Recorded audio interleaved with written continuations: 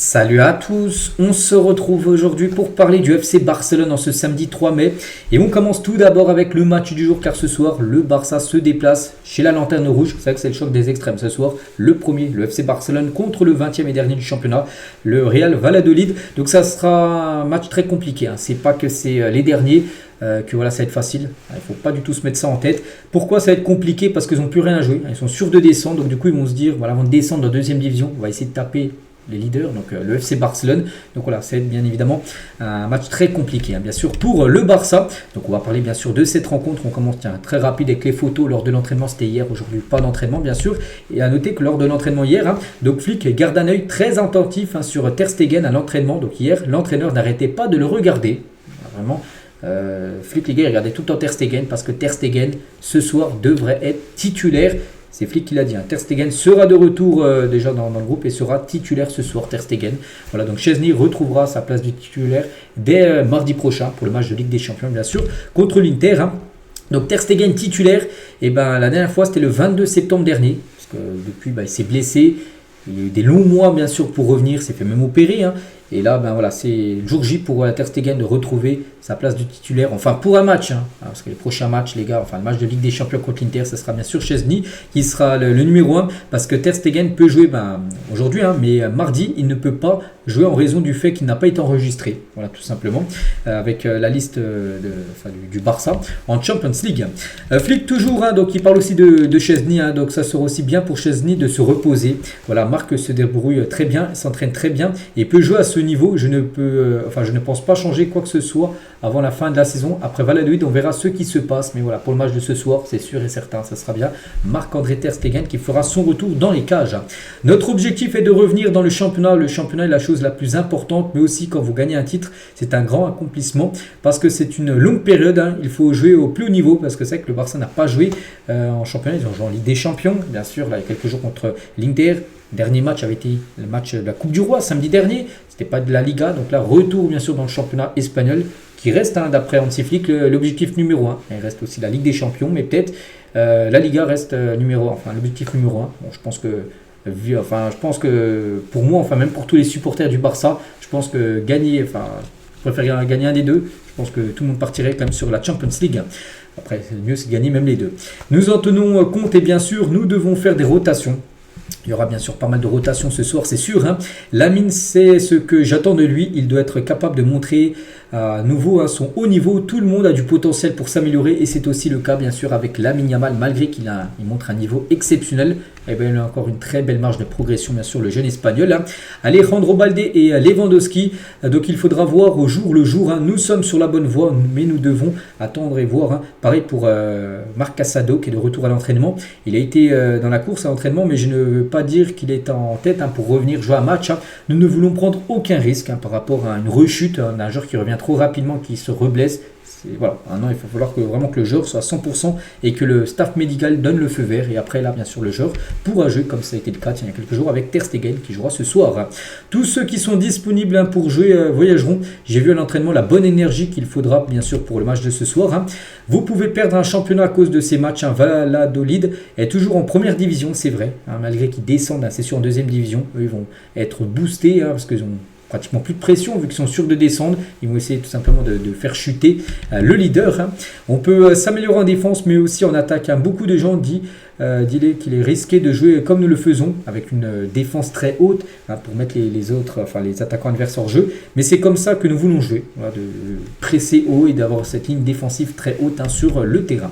Je pense toujours à ce que je dirais si j'étais l'entraîneur de l'équipe adverse. Pour eux, c'est génial de jouer contre le Real Madrid, Barcelone, Bilbao ou l'Atlético Madrid. C'est la réalité. Donc l'état d'esprit, l'attitude dont nous faisons preuve ce soir doit être au même niveau que la Ligue des Champions. Bien sûr, il faut être autant motivé que lors du match contre l'Inter que ce match ce soir contre les derniers tout simplement du championnat. On peut s'améliorer en défense mais aussi en attaque. Beaucoup de gens, c'est à peu près la même chose. Voilà, c'est la même déclaration. Donc nous on bascule maintenant sur la composition bien sûr pour le match de ce soir. À noter que Gavi devrait être titulaire ce soir. Lui qui a été souvent sur le banc lors des derniers matchs. Mais s'il prend un jaune ce soir, il sera averti pour le Classico parce que le prochain match, donc là il y a le match là. Il y a le match contre l'Inter, bien sûr, mardi. Prochain match de Liga, ça sera la réception du Real Madrid dimanche prochain, dans 8 jours, à 16h15. Et Gavi, s'il prend jaune ce soir, et ben, sera suspendu pour le match contre le Real. Attention, bien sûr, à Gavi. Donc voici le 11 attendu côté Real Madrid, donc côté Barça, désolé. Je pensais déjà au match dans 8 jours. Donc Ter Stegen, bien sûr, au but. Voilà, donc ça c'est sûr, il l'a dit en conférence de presse. Donc Hector Ford pourrait commencer à gauche, Gérard Martin pourrait être sur le banc. Donc Baldé trop juste pour jouer. Christensen pourrait être titulaire. Donc là, c'est vrai qu'il y a pas mal Ter Stegen, Hector Ford, Christensen, c'est 3 joueurs qu'on voit quasiment jamais titulaires. Il pourrait être titulaire. Même Araujo, qui est très rarement titulaire, pourrait l'être. Et Eric Garcia à droite. Donc là, les gars, c'est une défense totalement inédite. Normalement, ce soir, aucun normalement est titulaire indiscutable de la défense ou Ter Stegen, parce que maintenant c'est Chesney plutôt le numéro 1. Voilà, Eric Garcia peut-être défenseur droit. Après, c'est une compo probable. Il veut faire tourner. Bon, est-ce qu'il faut faire tourner autant? On verra. Gavi, De Jong, Fermin Lopez au milieu de terrain. Bon, là, c'est très costaud. Ansu Fati, peut-être ailier gauche. Ferran Torres dans l'axe. Et Pau Victor, ailier droit. Donc, les Lamine Yamal, les Rafinha, les Pedri, tous ces joueurs-là. Inigo, Cubarsi. En gros, il va peut-être mettre quasiment l'équipe des remplaçants ce soir. Attention, voilà, il ne faut pas prendre à la légère ce match. Et Valladolid, je vous l'ai dit, ils sont peut-être derniers. Mais ils vont jouer sans pression, ils vont leur faire chuter l'équipe qui est en face. Et c'est comme une belle équipe. Pour moi, même ce 11-là est supérieur à cette équipe, bien sûr, de Valladolid. Mais attention, bien sûr, à ne pas trop faire tourner. Voilà, donc après, bien sûr, si ça se passe mal, tu as toujours des Lamine Yamal, des Rafinha sur le banc qui peuvent rentrer en cours de jeu pour essayer, bien sûr, d'améliorer, on peut dire, à la fin de match, si ça se passe mal. Concernant Casado, on a parlé un peu tout à l'heure. Je dis qu'il est de retour à l'entraînement. Bon, il ne sera pas présent pour le match de ce soir, mais de retour, ça fait plaisir. Et Casado n'a fait que la première partie de l'entraînement avec l'équipe, il ne sera pas là pour le match contre l'Inter. Ce sera encore trop juste pour l'Inter. Après, l'objectif pour lui, revenir peut-être l'un des derniers matchs de la saison, peut-être le dernier match de Liga, ou pourquoi pas peut-être la finale de la Ligue des Champions, en cas bien sûr de qualification. Et le jour du Classico, donc les 8 semaines qui suivront la blessure de Casado seront écoulées. Il sera disponible pour la dernière ligne droite de la saison. Donc voilà, normalement il devrait revenir. Peut-être pour le Real ou peut-être quelques jours après, lors du match contre le Real, donc la semaine prochaine. Baldé et Lewandowski visent à récupérer pour le match retour contre l'Inter Milan. Là, pour aujourd'hui, ça semble encore trop juste, mais pour l'Inter, les deux pourraient être là et les deux pourraient même être titulaires, bien sûr, mardi soir. Araujo a de bonnes chances d'être titulaire arrière droit contre l'Inter Milan. Une autre option est Eric Garcia, qui sera peut-être essayé. C'est peut-être pour ça aujourd'hui qu'Eric Garcia, parce que de toute façon, on a parlé d'Eric Garcia à défenseur droit, mais pas Koundé blessé. C'est que j'avais pas oublié que Koundé blessé 3 semaines, donc il faut bien sûr mettre un défenseur droit. Et c'est peut-être pour ça qu'Eric Garcia ce soir sera essayé au poste de latéral droit pour voir s'il fait l'affaire.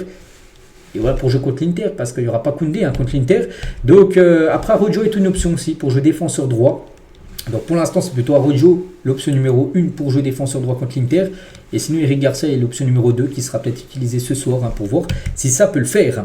Officiel, donc Travis Scott sur le maillot du Barça pour le Classico. On avait parlé ces derniers temps. Donc voilà, c'est bien officiel. Ça sera ce maillot-là que porteront les joueurs dans 8 jours lors du Classico contre le Real Madrid un dimanche à 16h15. Et les collaborations du Barça lors des Classicos grâce à son partenariat avec Spotify. Donc il y a eu Drake, il y a eu Rosalia, les Rolling Stones, Karol G et Coldplay, et maintenant c'est Travis Scott. Voilà, donc à chaque fois il y a un artiste. Donc les classicos en Liga, parce qu'il y a un classico samedi dernier, c'était Spotify en plein milieu du maillot, mais quand c'est les classicos en Liga, il y a un nom d'un artiste en plein milieu. Donc là ça sera Travis Scott, enfin c'est pas marqué Travis Scott, mais c'est le nom de son album en gros, qui sera en plein milieu du maillot. Et la boîte du maillot Travis Scott Barça ressemble à ceci. Tu peux l'acheter bien sûr, bon ça coûte cher, bien sûr, ça coûte 400 euros, 399,99 centimes, donc 400 euros. Donc le Barça a déjà gagné 1,5 million d'euros en seulement 1 heure grâce à la collaboration avec Travis Scott.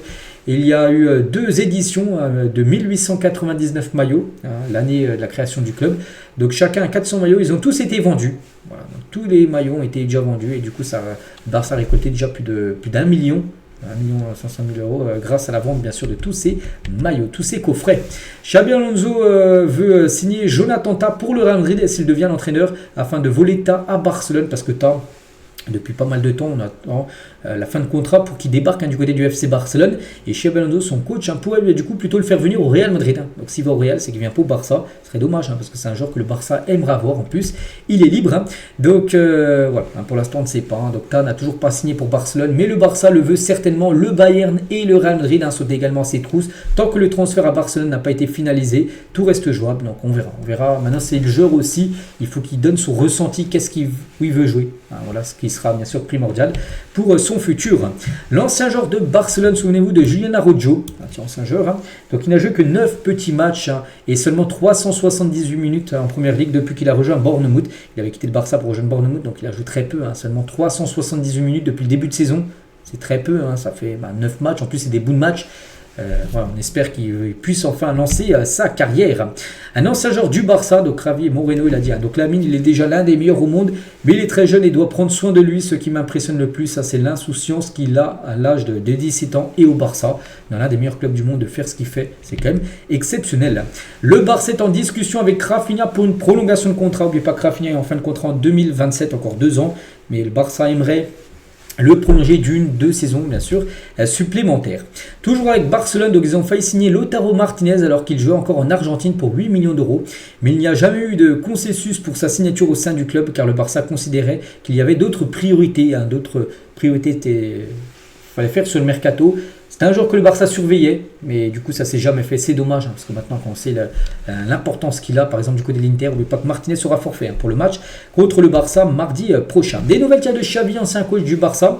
Il va peut-être retrouver un poste peut-être du côté de la Première Ligue à Tottenham. Xavi est le favori pour remplacer Ange Postecoglou, le coach de Tottenham en gros, qui pourrait être licencié. Donc il y a aussi Pochettino qui est envisagé, mais aussi Xavi, l'ancien coach du Barça, pourrait entraîner Tottenham ou peut-être Al Hilal, une équipe saoudienne qui vient de virer Jorge Jesus, là il y a quelques heures, et il pense à Xavi pour devenir l'entraîneur. Et on finit les gars avec le Barça. On peut voir le pourcentage de chance de chaque équipe pour gagner la Ligue des Champions. Le Barça 26, on arrondit à 26% de chance de gagner bien sûr cette Champions League. Donc voilà les gars ce qu'il y avait à dire aujourd'hui. J'espère que ça vous a plu. Donc on se retrouve nous demain bien sûr, demain dimanche pour le prochain numéro. À demain.